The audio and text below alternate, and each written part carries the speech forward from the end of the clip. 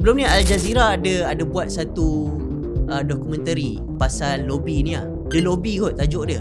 Dia buat dua dokumentari. Satu The Lobby yang dia expose lobby di United Kingdom. Yang tu publish dekat Al Jazeera. Dokumentari tu. Boleh tengok lah dekat YouTube ke kat mana-mana ada The Lobby tajuk dia. Dan lagi satu The Lobby juga, tapi Amerika Syarikat punya operation. Dia hantar apa? Dia punya macam spy lah. Al Jazeera hantar dia punya jurnalis menyamar masuk dalam grup dia ni, rekod video apa semua.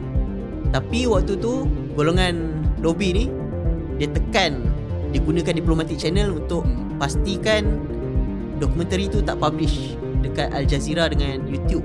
Tapi rasanya dia punya producer dia leak, maksudnya dia bocorkan dekat Electronic Intifada. Electronic Intifada publish lah The Lobby Amerika Syarikat. Jadi boleh tengok lah macam mana operasi kat dalam tu semua kan.